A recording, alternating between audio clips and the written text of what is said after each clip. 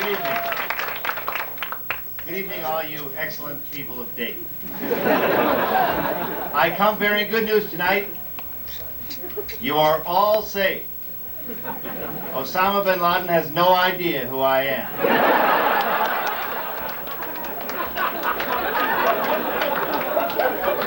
I have more good news tonight. Osama bin Laden's been trying to figure out how we conduct our military operations. And the CIA just found out that the last film that he rented was McHale's Navy.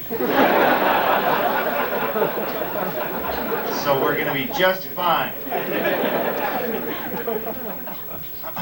Now that I'm an author, I'd like to read from my piece tonight.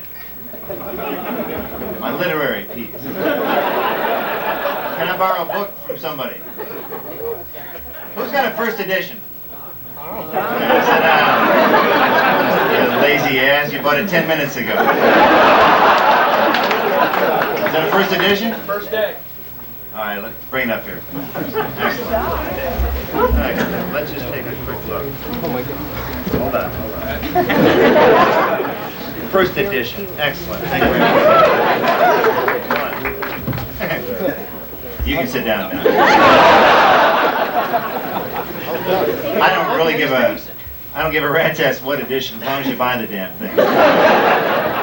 I'd like to read from a chapter called Fanalysis.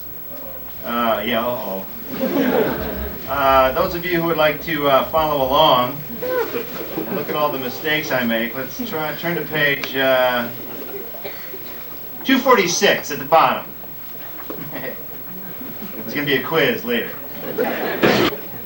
As a 17-year-old kid fresh out of high school, I had my first brush with celebrity as a theater apprentice. There, I met a number of famous people and worked among them for 3 months. Meeting actors in person whom I idolized as a kid was both a thrilling and horrifying experience. More than anything, I was shocked to see that celebrities aged just like normal people. It's so weird, isn't it? Doug McClure wasn't the strapping man I remembered from his 1960s TV show The Virginian. Never mind the fact that the show was 14 years earlier. And Abe Vigoda didn't look anything like his character on Barney Miller. Apart from the disappointment, I was ultimately glad that they were human. The actors I met that summer were talented, for the most part, but they also got irritable, forgot their lines, and occasionally farted.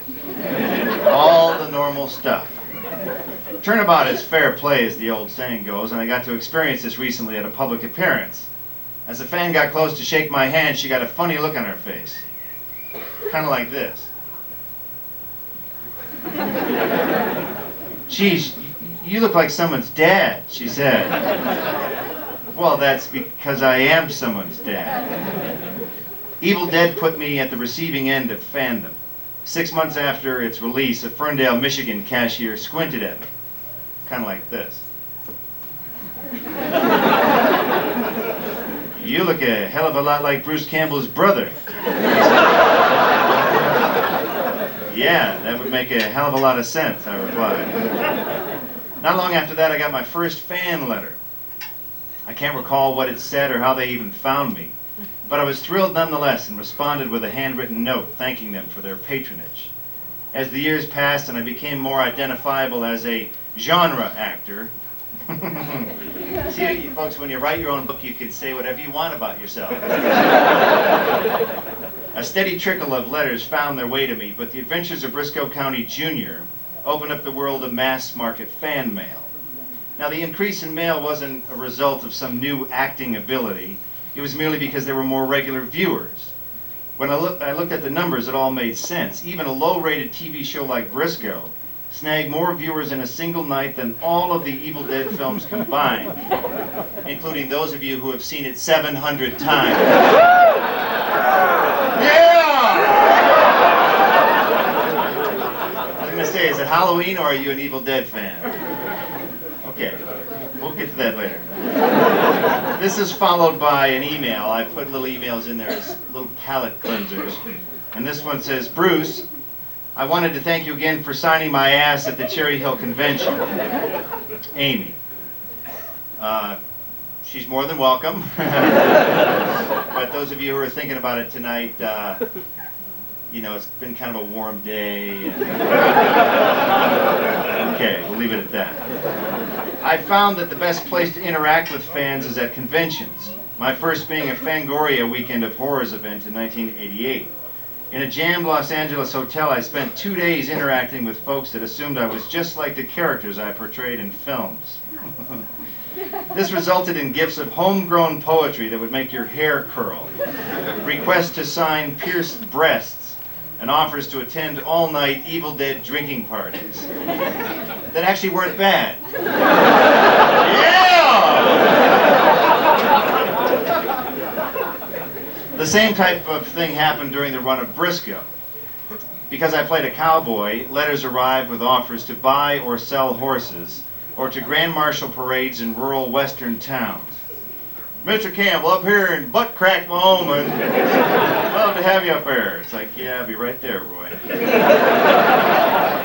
The real fun began when the two types of fans converged at some of the larger Briscoe events.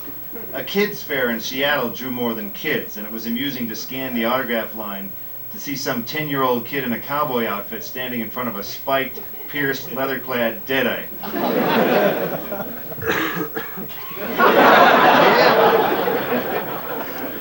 Television wins the war of saturation, hands down. A motion picture can be shown around the world, but unless it's a blockbuster, it'll be gone from theaters within a month or two. The TV viewer can watch their favorite program week after week, sometimes for a decade or more, and the resulting impact, I feel, is far more indelible. One day I got a high school graduation tassel in the mail. The young man who sent it explained quite matter-of-factly that the tassel was a gift for me because were it not for the show Briscoe, he would have killed himself and never graduated. Ah. Welcome to my world, folks. Another note sent from a despondent fellow explained that he was about to commit suicide in his crappy Hollywood apartment, but he happened to catch an episode of Briscoe. The positive image of life portrayed by the show caused him to reconsider. Folks, I have a little piece of advice for you. If you're one TV show away from ending it all, I can't help you. Things like this can drive an actor crazy. On the one hand, I'm extremely grateful that a positive message helps someone in need. But on the other hand, what's to keep some kid after watching Evil Dead from slicing up grandma with a chainsaw? I'm not even going to touch that one. The answer, I suppose, is nothing, and that's the frustrating part. Filmmakers and actors all wish to have an impact on the world at large, yet at the same time, we're the first ones to shout, hey folks, it's all fake. As the information age blossomed, my fan mail morphed into email. I found this a much more manageable forum in which to communicate with fans, since no matter where I am in the world, my mailbox is always with me.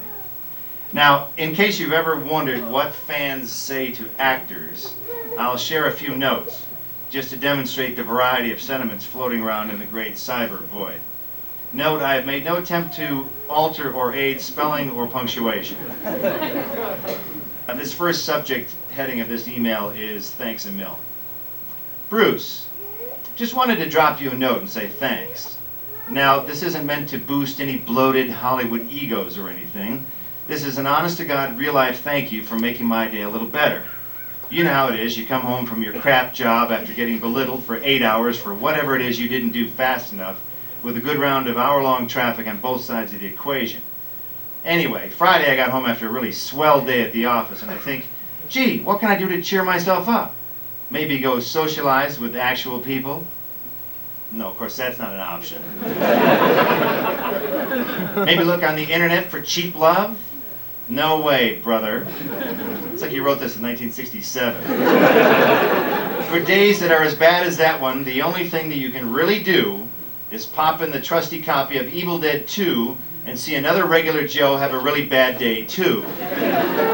Which is why I wanted to say thanks. After a really crappy day, something that can make you forget it for a while and make you smile is worth a million thanks. Regards, Gerald. Now, this first example represents the sincere fans who send pleasant, upbeat letters. About 50% of what I get falls into this category. At the opposite end of the spectrum, there are fans who need 24-hour observation.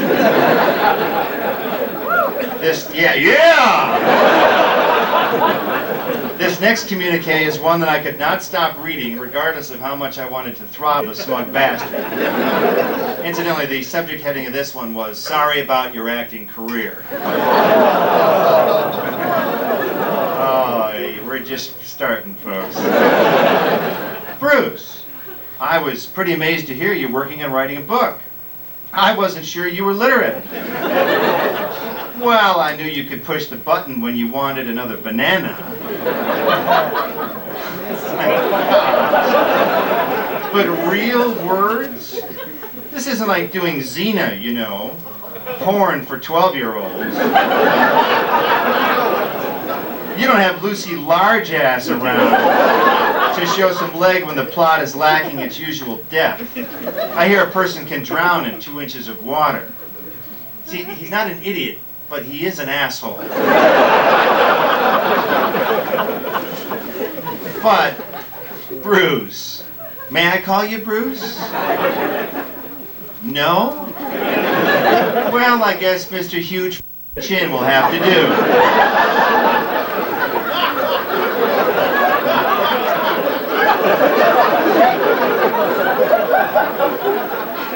I wanted to know. See, he's not even done yet. That's what kills me.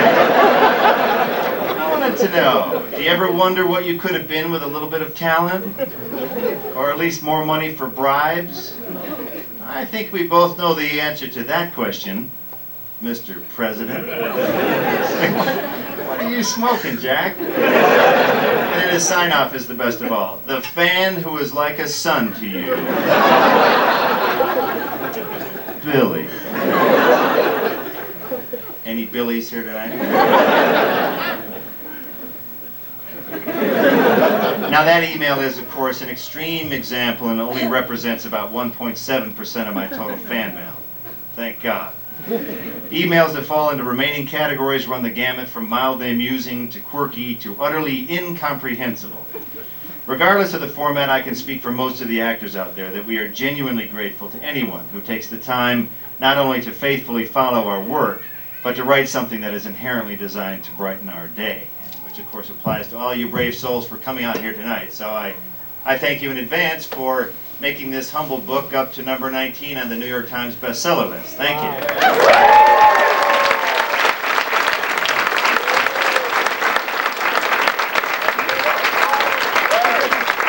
We'll show those big corporate bastards. Anyway, now's a good chance to ask all those new, insightful, unique, well-thought-out questions. Yes? The biggest rumor I heard about the movies was the first movie that Sam and Ivan made was meant to be a serious movie, and the second one they made to kind of make fun of themselves. I was wondering if there's any truth to that. Which is sort of, you're asking the difference between Evil Dead 1 and Evil Dead 2, yes. Right? Let me paraphrase.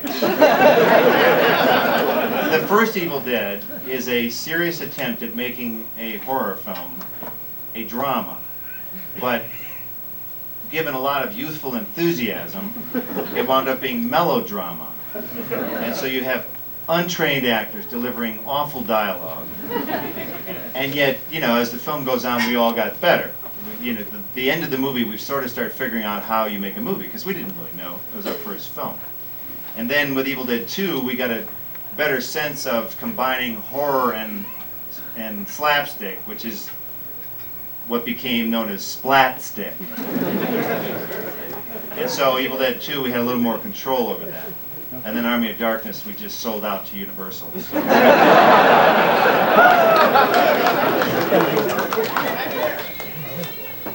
Back there, where the excellent questions are. Yes? Boxers, briefs, or commando? Boxers, brief, wait, what is commando? Not at all. Is what? Nothing. Oh, that's too lame. I actually, you know, if you really want to know, not that... No. Yeah. Well, look, boxers twist around your leg. They do. They're just too lightweight. They're too baggy.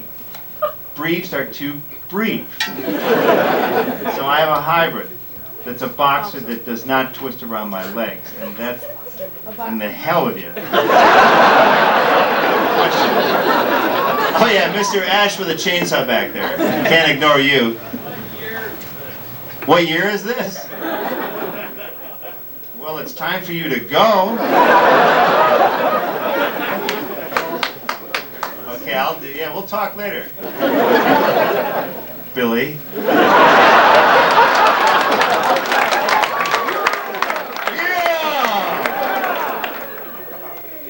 Yeah, it's right back there. Bringing back Jack of all trades? Will I be bringing back Jack of all trades? Yeah, they shut it off here in Dayton. They did?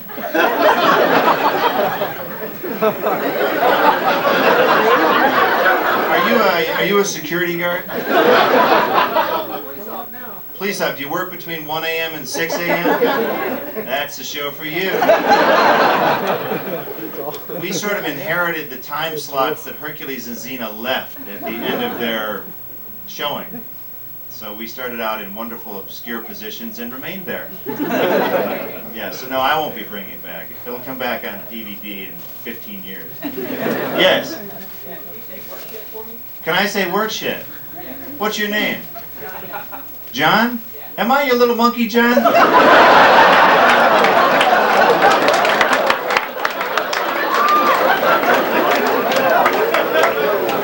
Let's go over here. Direct any feature-length films? Have I wanted to direct any feature Are you films? planning to? Am I planning to? Yeah. Well, there's wanting to and planning to.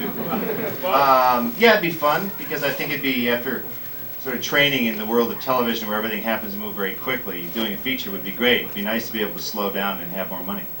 But you have to get the money first. So, yeah. What advice would you have for an independent filmmaker working on their first project? Being that you've done some, you started off in the low budget, independent film. Sure. What advice would you have? What advice would I have? Yeah. Read the whole damn book. I'm not saying that to be a bonehead. It's just, it's kind of true. You know, I think the trick is there's a lot of, everyone, you know, it's hard not to be derivative these days, but some people start derivative. Don't worry, you'll get derivative. Just start original as you can, have a good work ethic, and lead, don't follow. I mean, there's too many people trying to imitate somebody else. Make other people copy you. That's the idea. That's what I would say.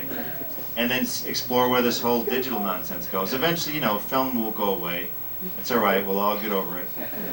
You know, and I think it'll more easily empower the average person who's trying to make independent movies. But you still have to learn your craft. Just because, you know, Buttlick, Indiana, some guy there can, you know, sell his mom's minivan and make a feature film. You still have to, you know, you got to learn your craft. Yeah. What about music for the movies? What about music for the movies? Say a person wanted to create music for whatever type of movie, how would they I would say make your own movie too. You know, I'm not kidding. Yeah, moolah. There's your moolah, buddy. Go find it. It's out there. You know, no one handed us the money for our first film. It took us 4 years to find it. So, if you want to be Mr. Big Shot music producer, be a Big Shot movie producer. It's America, man. That's the way. Yeah. How much hands-on did you have with making of the Hail to the King video game? How much hands-on did I have in making of the Hail to the King video game? Should I deny it? Did you hate the game? No, the game was awesome. Really? Because some people said it was sucky-wucky. It was too clunky, and they beat it in like 4 hours, and blah, blah, blah.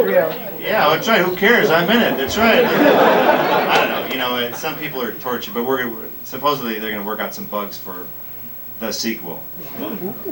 Of course they're going to keep spitting those damn things out. Yeah. Hey, how much is Spider-Man gonna kick ass? How much is Spider-Man going to kick ass? Let's talk about Spider-Man for a second. How about that Sam Raimi for Spider-Man, huh? That's a good choice. That's a very good choice. How about that young fella who's going to play Spider-Man? Toby. Bruce Campbell!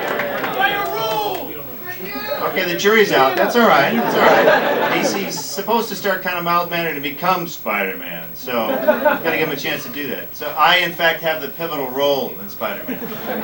Thank you for asking. Yeah, it might, in the end credits, it might seem like a small role. It might just say like ring announcer, but don't let that fool you, because in the scene that I have with Tobey Maguire, I'm going to introduce him to the crowd because he's going to wrestle for the first time. And I say, "What's your name, kid?" And he says, "The Human Spider." I go, "No, you got to jazz it up a little." So I introduce him as the Amazing Spider-Man. So without my character, this big budget Sam Raimi movie would be called The Human Spider.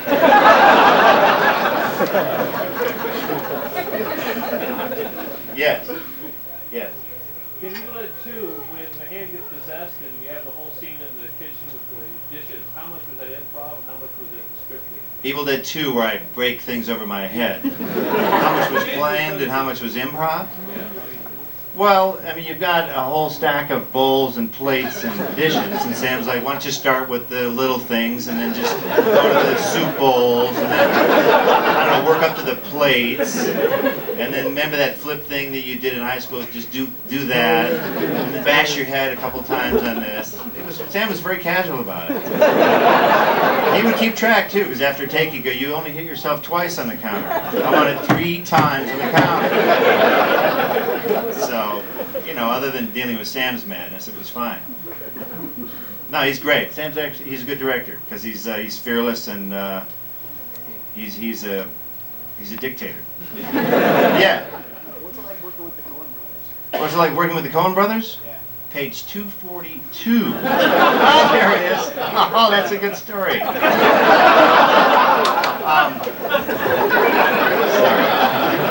I won't do that anymore. They're great. They're very unique filmmakers who really have a great ticket. They can kind of do whatever they want with whomever they want. So it's good. They've stuck to whatever they want to do, which is, I think, it's a good way to go. Yeah. As big a jerk as Billy was in his email, As big a jerk as Billy was in his email. Yeah, he was a jerk. I was interested, what do you think you would be doing if you hadn't been an actor? What would I be doing if I was not an actor? Yes. Yeesh. I mean, I have to get a real job, right? I can't even go there. It gives me the willies. No.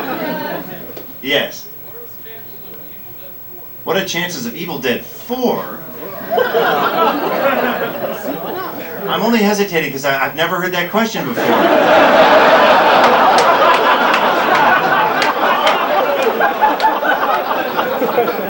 Billy.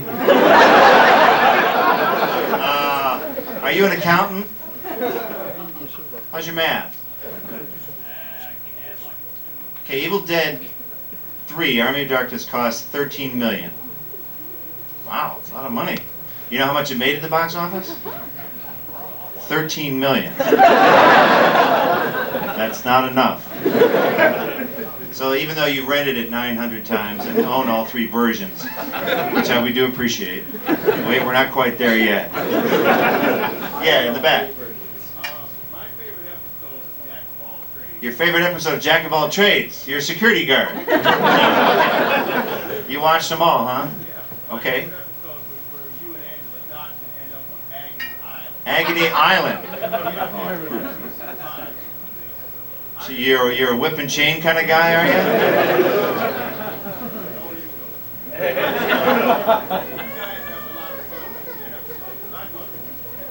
Do we have a lot of fun?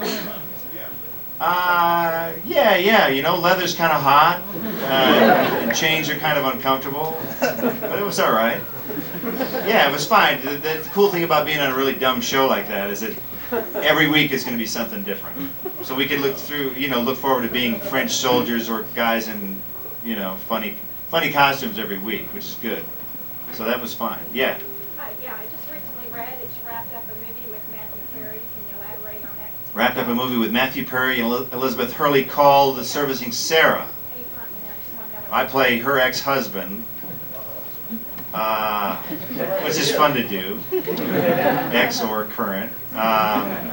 And it's a merry romp. It's a silly, zany comedy that you might see on an airplane in about a year.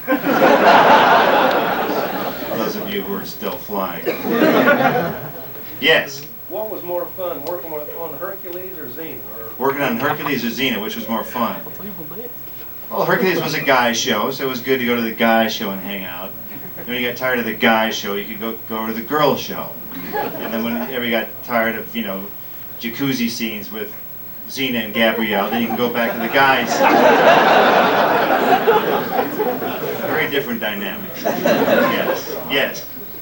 Has Sam Raimi figured out how to fit that stupid car into Spider-Man yet? As Sam Raimi figured out how to fit that stupid car, you're referring to his 73 Chevy Delta 88 that he calls the classic foolishly. The photos that are in this book were taken on the Spider-Man backlot. Oh, God. I was being driven to the set and I passed an open door to the studio and there was his car. And I said, you have to stop the van, I have to destroy this car.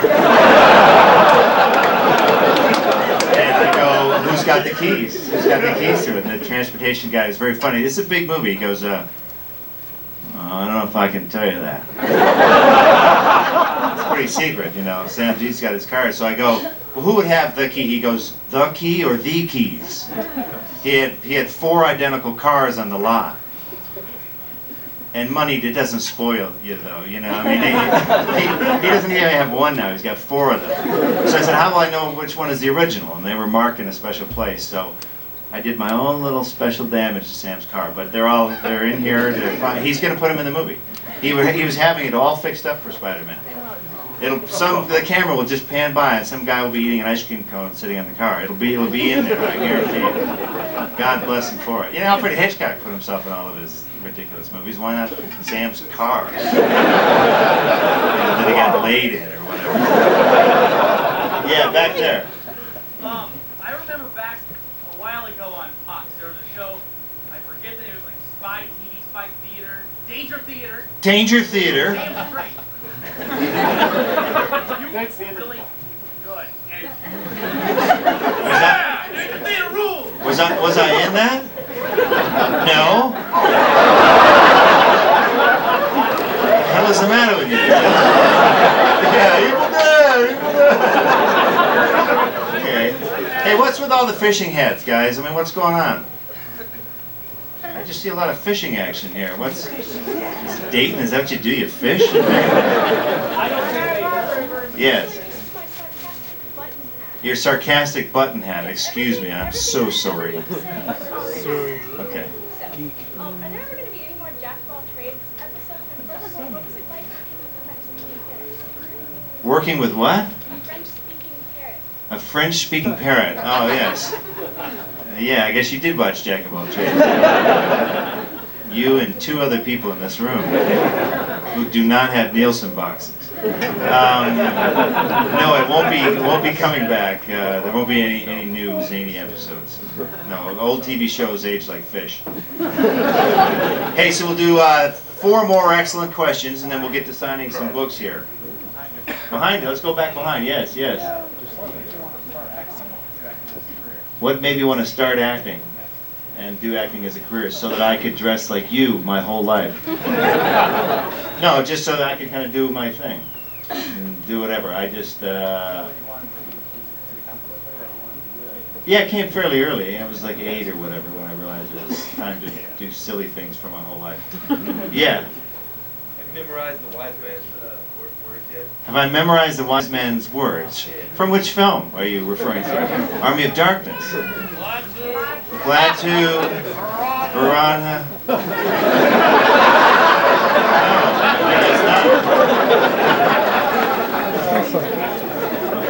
We're here.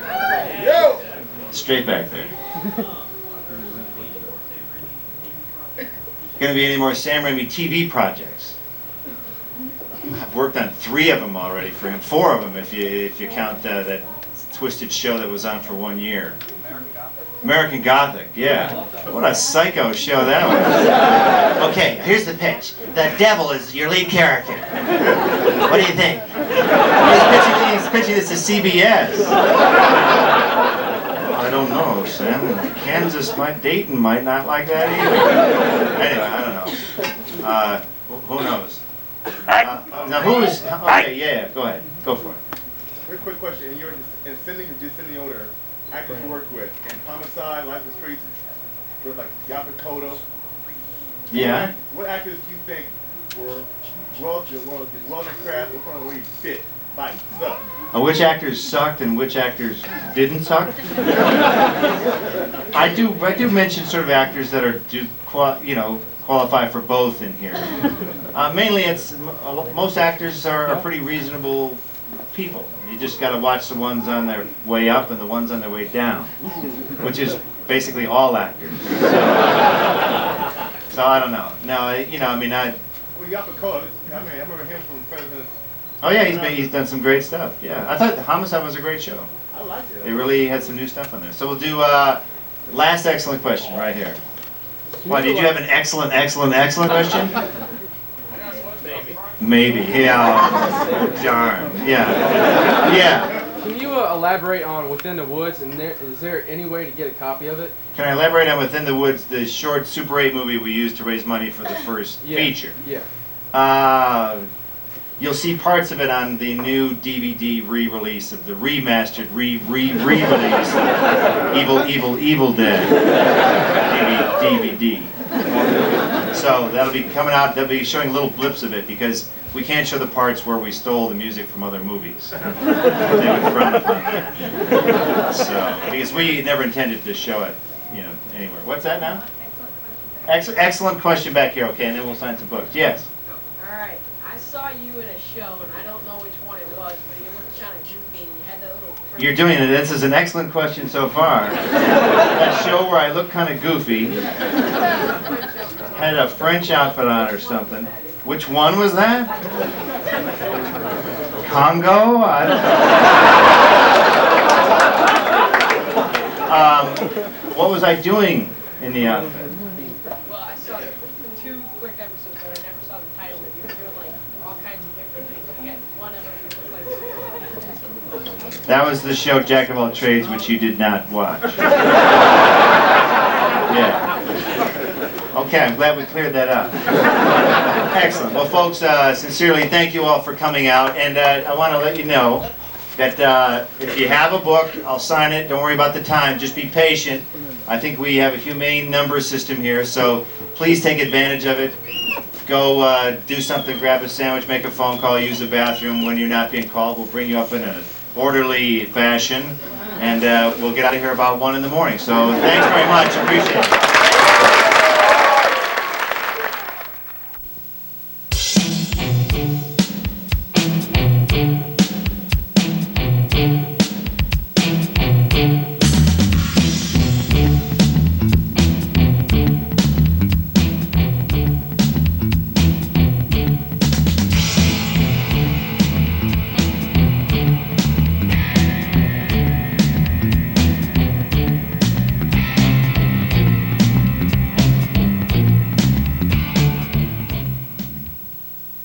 Okay, nearest I can figure the year is 1300 AD, and I'm trying to find this book. This is Linda. Linda! How long have you been an Evil Dead fan? Since first time I saw Evil Dead, first movie. And seen it, I'm seen all 3 Evil Dead movies at least 10, 15 times a piece. What year did you first see the Evil Dead?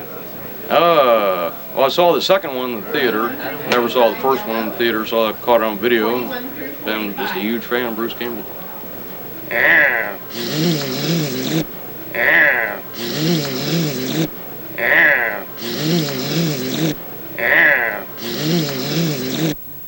What influenced you to become or to write an autobiography?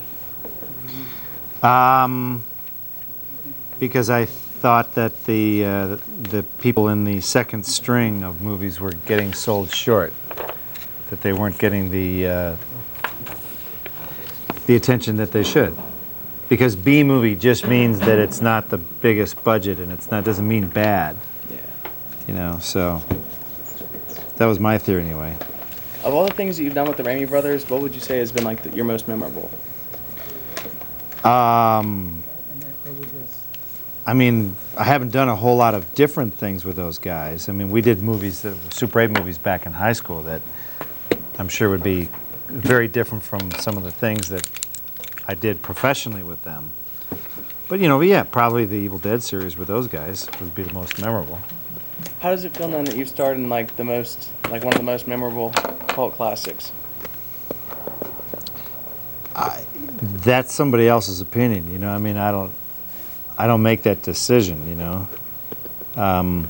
I enjoyed working on these movies because there was a lot of creative input that we had, and they were pretty creative sort of movies to work on in general. That's what I like about them. How does it feel having part of the Evil Dead like set on display at the Smithsonian? How does it feel to keep asking Evil Dead questions? Well, no. I mean, seriously, that's my answer to you. Well, I had to limit to 10 questions. I had more. I made him choose his 10 favorite out of his 15. Okay, that's fine. No, go ahead. What was your question? How does it feel to have part of the Evil Dead set on display at the Smithsonian? Why? What's on display? It's not at the Smithsonian. You're out of your gourd. Try like. No, it was on display wasn't it on display for a while at the in the movie section? I think it would be like what's that stupid the movie stars all own? What is the Hard Rock Cafe? No. Planet Hollywood. Planet Hollywood. Planet Hollywood? Yeah, I think we got some stuff on display at Planet Hollywood, not the Smithsonian. Well, I'm calling the Smithsonian's movie section. My bad. Where'd you hear that? One of my friends said that he went up there and saw it, and they had like a thing that you could actually stick your hand in there and see how like wide your arm was and see if it would actually fit in there. I don't know. That's a new He one. could just be on crack. I think he's on crack. Yeah. What's been your favorite role as an actor? I have. I don't really have any one. I mean, the Ash character was fun to play because you could do it. I did it over a long period of time. I like characters you can stay with for a while because then you get to be very comfortable with them and fool around with them. So probably Ash and Briscoe and Autolycus, characters like that. What kind of advice would you give an upcoming actor into the movie world? Buy and read this book. I would, you know, just because it's got a lot of information there, at least from my point of view, of what it's like. You know, and I try and lead the viewer in from the very beginning. What would you say is the difference between Bruce Campbell on a set and Bruce Campbell at home? On the set, you know, you get into a professional acting mode, and then at home you get to be a slob. You know, where you don't have people bossing you around all the time. If you could say one thing to like all your fans, what would it be? Buy more books. And what do you want people to take away from your movies? Well, no, with the fans, I'll tell you, I do want to say something else, is that they don't realize the economic power that they have. I mean, they were the ones responsible for getting this book up to number 19 on the New York Times list. I had nothing to do with that. So I give them a lot of credit. And I think a lot of them wouldn't realize that they could get a book like that up there. They figured, it's just some crappy, you know, some book about some B-rated actor, you know. So, but the fact is they can help something succeed that they support. And in the same sense, if there's some type of movie that you don't like, don't go see it. Don't support it. You shouldn't go see it just because the critics say it's a must-see. You have to decide for yourself. Okay. And what do you want people to take away from your movies and TV shows? Take away? Yeah. Like what kind of feeling? That they went for a fun little ride that's not going to ruin their life, or, you know, that it's just a movie, that it's okay to sort of have fun and screw around for 90 minutes and then come back to the world of reality. But I don't, you know, these movies aren't trying to change reality. Just while you're watching them, I guess. All right, thanks. Okay, thank you very much. Good luck with your, what is this for? This is my portfolio project for the year. Excellent. I'm sure you'll get an A.